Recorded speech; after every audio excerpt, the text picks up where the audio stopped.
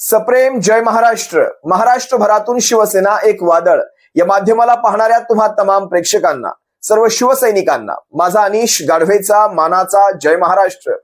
जर अजूनही शिवसेना एक वादळ या माध्यमाला आपण सबस्क्राईब केलं नसाल, किंबहुना शिवसेना एक वादळ आपण पहिल्यांदा पाहत असाल, मला पहिल्यांदा पाहत असाल, तर तुम्हा तमाम प्रेक्षकांना पुनश्च कळकळीची विनंती, सर्व शिवसैनिकांना विनंती, आता ताबडतोब शिवसेना एक वादळ आपण सर्वांनी लाखोंच्या संख्येने सबस्क्राईब ठेवा. महाराष्ट्राच्या कानाकोपऱ्यापर्यंत शिवसेनेच्या विचारांना पोहोचवणाऱ्या या एकमेव माध्यमाला आपण सर्वांनी मिळून मोठं करा ही नम्र विनंती करतो. काल अनेक शिवसैनिकांचे मेसेजेस झाले, फोन कॉल्स झाले, अनेकांनी व्हॉट्सअपवर मेसेजेस पाठवले. ज्यावेळेस शिवसेनेच्या पक्षप्रमुखांनी महाराष्ट्राच्या सर्वोच्च सभागृहामध्ये कवी सुरेश भटांच्या त्या 4 ओळी बोलून दाखवल्या, अनेक शिवसैनिक गहिवरले. अनेकांनी मेसेजेस केले, या विषयावर आपलं विश्लेषण झालं पाहिजे. शिवसैनिकांनो, खरं सांगू का, हे भावनिक विषय आहेत आणि याच्यावर बोलणं आता तितकंसं जमत नाही शिवसैनिकांनो. कारण आपण शिवसैनिक हाडामासाचे, अगदी कडवट निष्ठावंत शिवसैनिक आपण सारे, तुम्ही आम्ही सारे. काल त्या नीलम गोरेच्या भाषणात मी तो एक 20 पैशांचा शब्द ऐकला, 20 पैशावाले आता मला ट्रोल करणार. मला खरंच नवल वाटलं. 25 वर्ष शिवसेनेच्या जीवावर आमदारक्या भोगणाऱ्यांनी, बरं मागच्या दरवाजाच्या आमदारक्या, बरं का, ह्या पुढच्या दरवाजाच्या आमदारक्याही नाही, मागच्या दरवाजाच्या आमदारक्या भोगणाऱ्यांना अजूनही शिवसेनेचे पक्षप्रमुख कसे कळले नाहीत. नवल आहे या गोष्टींचं. म्हणतात 20 पैसेवाले आता मला ट्रोल करतील, म्हणजे सोशल मीडियावर त्यांचा तो रोख होता. म्हणजे आपणही त्याचा भाग झालो. शिवसेना एक वादळ हे सोशल मीडियाच्या माध्यमातून शिवसेनेच्या भूमिका मांडतं. ह्यांना काय माहिती, 20 पैसे नाही 20 जन्म आम्हाला शिवसेनेसाठी अपुरे आहेत. आमच्या शिवसेनेसाठी पुढचे 20 जन्म आम्ही शिवसेनेची अशीच अविरत सेवा करू. ही माणसं काय समजणार ह्या गोष्टींना. मी तुम्हाला शिवसेनेच्या पक्षप्रमुखांच्या सर्वात प्रथम त्या ओळी ऐकवतो, ज्या ओळी ऐकल्यानंतर मला स्वतःला सुद्धा वाटलं, उद्धव साहेब, का कुणास ठाऊक शिवसैनिकांना थोडं माफ करा, पण मनापासून एक गोष्ट मनामध्ये येते. बघा, माझा हा विचार आहे, तुम्हाला काय वाटतं तुम्ही सुद्धा कमेंटमध्ये व्यक्त व्हा. उद्धव साहेब, माणसं आयुष्यात खूप वंगाळ कमवली.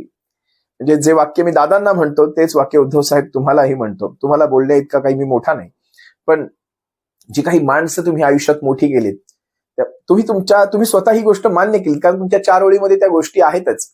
पण माणसं आयुष्यात तुम्ही खूप वंगाळ कमवली. ही असली माणसं ज्यांची कवडीची लायकी नसताना ह्या माणसांना तुम्ही राखेतून उठून एवढं मोठं केलं.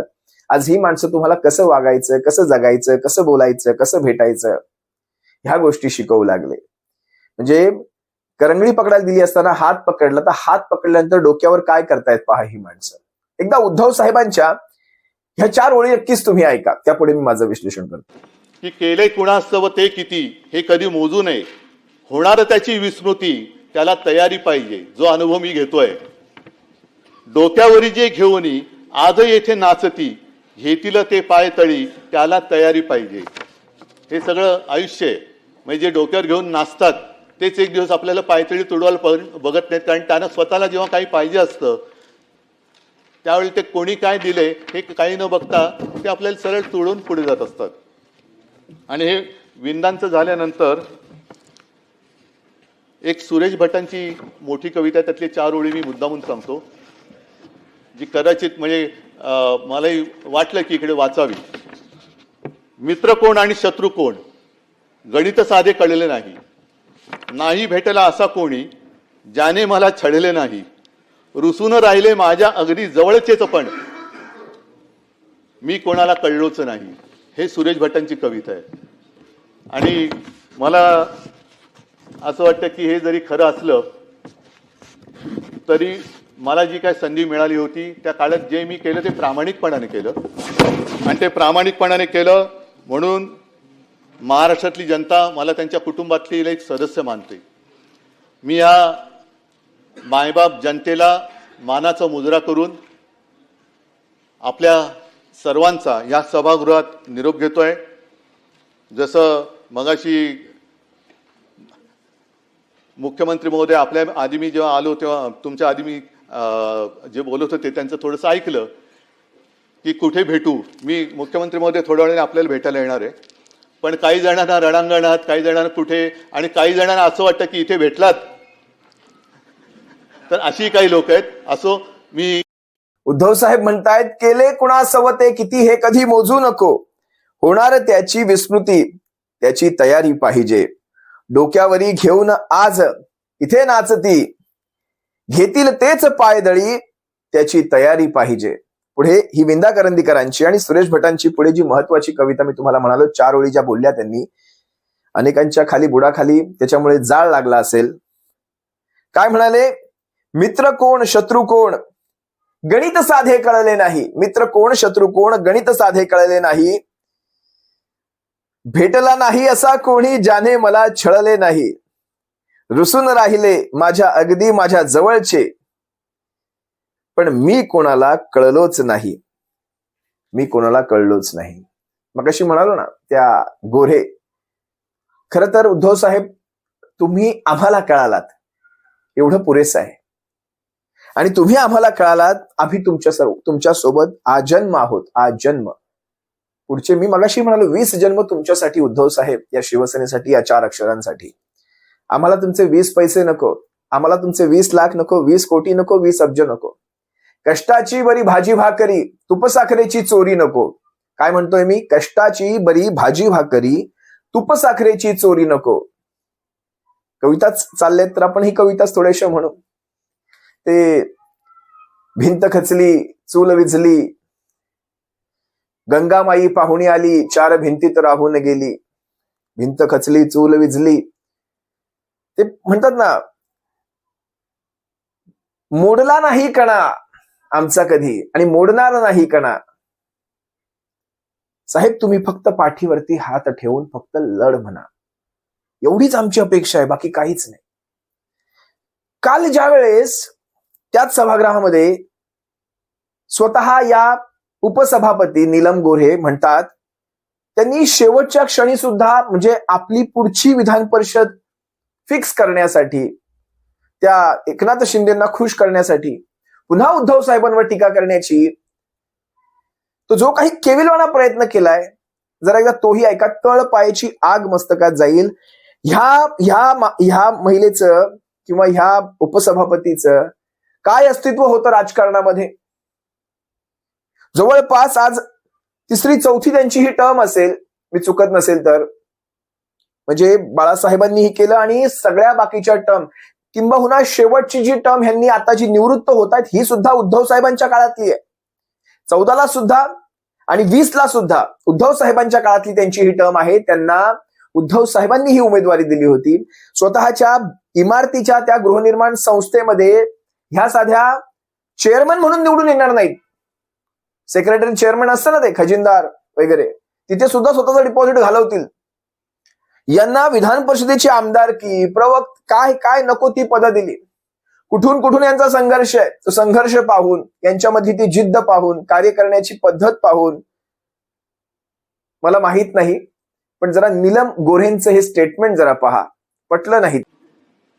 आणि काय आता काही गोष्टी बोलायच्या नाहीत. त्यामुळे ती कविताशी त्यांनी ती वाचली शेवटची की मला कोणी समजून घेतलं नाही म्हणून. तर मला काय वाटतं की एवढे मोठे प्रश्न असताना मोठे साहेब होते, त्यांना प्रश्न नव्हते का? त्यांची मी ऋणी आहे याच्यासाठी की त्यांनी मला 3 वेळेला आमदार केलं. आता याच्यानंतर मला एवढं ट्रोलिंग होणार आहे की ते ट्रोलिंग म्हणजे, कारण ते 20 पैसे रेटप्रमाणे 3 दिवसाचं ट्रोलिंग ठरलेलं असतं. ते 3 दिवस होतंच ट्रोलिंग, आणि त्याच कॉमेंट्स परब साहेब काहीतरी माझं म्हणणं नवीन काहीतरी शोधून तरी घालायला पाहिजे त्यांनी, तेच होत असतं. दुसरं मला कळलं नाही कोणी रेडा मारला. दुसरं मला असं सांगायचंय की सवंगडी सोडून गेले. आपल्या घरचा एखादा सेवक सोडून गेला तरी मी 2 दिवस विचार करते की आपलं काही चुकलंय का. 60 लोक 70 लोक सोडून जातात, हजारो जिल्हा प्रमुख निघून जातात, त्यांचा काहीच विचार का नाही मनामध्ये करत, आणि परत ते म्हणतात मला समजून घेतलं नाही. अहो तुम्ही त्यांना समजून घेतलं नाही म्हणून ते सगळे निघून गेले. मगाच्या व्हिडिओमध्ये उद्धव साहेब अतिशय योग्य म्हणून गेले. हे असले व्हिडिओ पाहिल्यानंतर त्या नीलम गोऱ्हेंसारखे की काही माणसं म्हणजे इथून गेल्यानंतरही काही माणसं कुठे कुठे भेटतात, आपणही त्यांना कुठे भेटतो. आणि हे सांगत असताना त्यांनी मुख्यमंत्र्यांकडे उद्देशून सांगितलं, मी तुम्हाला थोड्या वेळाने भेटणार आहे. कालही ज्यावेळेस संजय राऊत साहेबांना प्रश्न विचारला गेला शिवसेनेच्या मुख्य प्रवक्त्यांना, नेत्यांना, त्यांनीही सांगितलं एक वेळ जर वेळ पडली तर भाजप सोबत जाऊ, पण या एकनाथ शिंदेबरोबर नाही, या शिंदे गटाला कदापि माफी नाही. शेवटी हे राजकारणी आहेत, हे भारतीय जनता पक्षाची ही माणसं राजकारणी आहेत, ती राजकारण करणार. तुम्ही कोण होतात? ते तर बाहेरचा पक्ष होते. त्यांनी जे काही केलं ते बाहेरचा पक्ष म्हणून केलं. तुम्ही काय केलात? एकनाथ शिंदे, तुम्ही काय केलात? उद्धव साहेबांनी अतिशय योग्य म्हटलं की काही माणसं अशी आहेत, त्यांनी या जन्मात भेटलात, पुढे भेटू नका, माफ करा, आमची एवढी परीक्षा घेतली, पुरेशी झाली, पुढच्या जन्मात भेटू नका, आमच्या चांगुलपणाचा जो फायदा घेतलात. याच नीलम गोऱ्हे पुढे जाऊन त्यांना ही कविता म्हणायची हुक्की आली. पण कविता म्हणताना हेही पाहिलं नाही की त्याच गाण्यामध्ये ज्याचा उल्लेख केलाय ना, तीच मशाल, तुमची ही सगळी गद्दारी जाळून टाकणारे तीच मशाल. काय म्हणतायत? लख पडला प्रकाश दिवट्या मशालीचा, गोंधळाला उभा गोंधळी भवानीचा, मीपणाचा दिमाख तुटला, अंतरंगी आवाज उठला, ऐरणीचा सवाल सुटला. जर पहा ना काय म्हणतायत गोऱ्हे. हे पण मला साधी गोष्ट अशी वाटते, माझी भूमिका जी आहे ती लख पडला प्रकाश दिवट्या मशालीचा, गोंधळाला उभा गोंधळी भवानीचा, मीपणाचा दिमाख तुटला, अंतरंगी आवाज उठला, ऐरणीचा सवाल सुटला. या कहाणीचा आम्ही शिंदे साहेबांबरोबर काम करायचा निर्णय घेतला. तिथेच आम्हाला प्रश्नांची उत्तरं मिळाली. नीलम गोऱ्हेंना त्या त्यांच्या कवितेमध्ये मशाल शब्द येतो याची कदाचित जाणीव नसावी. अजाणतेमध्ये त्यांनी ती कविता निवडली, पण ठीक आहे, कुणाला किती कळाली माहित नाही, पण आम्ही ते हेरलं.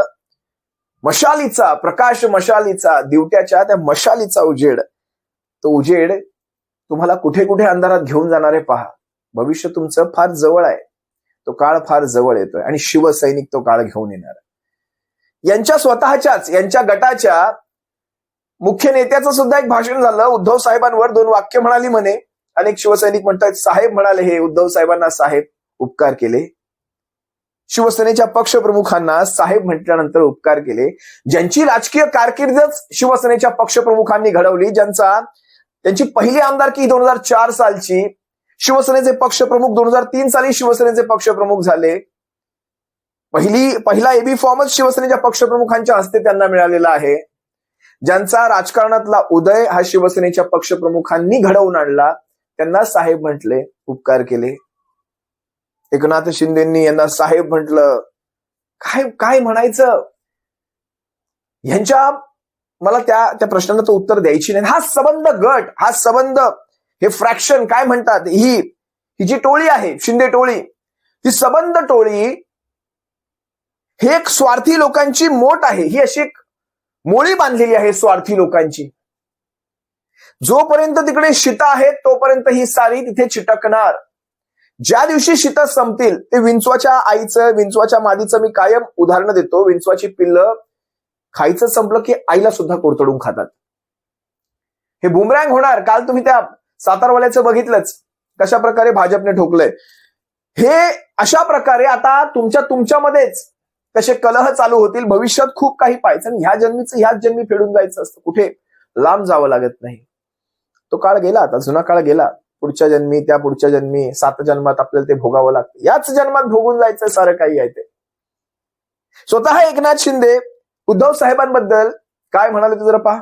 सहवास सुटला म्हणून सोबत सुटत नाही, नुसता निरोप दिल्याने नातं तुटत नाही, निरोपाचा क्षण नाही शुभेच्छांचा सण आहे, तुमच्या भेटीसाठी पुन्हा आतुर हे मन आहे. राज्याचे माजी मुख्यमंत्री आणि या सदनाचे सदस्य उद्धव ठाकरे साहेब हे आज विधान परिषदेचा निरोप घेत आहेत. त्यांना निरोगी दीर्घायुष्य लाभो अशा मनापासून शुभेच्छा देतो. तसेच त्यांना पुढील राजकीय वाटचालीसाठी देखील खूप खूप शुभेच्छा देतो. सहवास सुटला म्हणून सोबत सुटत नाही, नुसता निरोप दिल्याने नातं तुटत नाही, निरोपाचा क्षण नाही शुभेच्छांचा सण आहे. आणि म्हणून निरोपाचा क्षण नाही शुभेच्छांचा सण आहे, तुमच्या भेटीसाठी पुन्हा आतुर हे मन आहे. एकनाथ शिंदेंनी कितीही चेहऱ्यावर ते हसू आणण्याचा प्रयत्न केला, लोकांना हसवण्याचा प्रयत्न केला, विनोद उडवायचा प्रयत्न केला, काही असो, एकनाथ शिंदे हतबल दिसले. एकनाथ शिंदे साताऱ्यामध्ये हतबल दिसले. त्यांच्या मंत्र्याने मार खाल्ला. भाजपाच्या लोकांकडनं त्यांच्या मंत्र्याने मार खाल्ला. पोलिसांनी धरपकड केली, काही करू शकले नाहीत. त्याच्यावर मी एक सविस्तर व्हिडिओ बनवणार आहे. त्यात मी तुम्हाला सगळ्या बारकावे सांगणार आहे. असो, हे जे काही चाललंय शिवसैनिकांनो, ही थोड्या दिवसाची कहाणी आहे. काल मला पहिल्यांदाच उपसभापतींनी ज्यावेळेस त्या पोलिसाला निलंबित केलं, साताऱ्याच्या पोलीस अधीक्षकाला, पहिल्यांदाच भाजप शिवसेना म्हणजे आपण आणि भारतीय जनता पक्ष हे दोघेही शिंदे गटाच्या विरोधात तिथे दिसून आले. शिंदे गटाला ही फार मोठी धोक्याची घंटा आहे. भविष्यात काय काय पाहायचंय हे शिंदे गटाने आता ठरवून ठेवायचंय. जोपर्यंत भारतीय जनता पक्ष हा प्राणवायू भरतोय तोपर्यंत जगून घ्या, भविष्य फार कठीण आहे. सप्रेम जय महाराष्ट्र.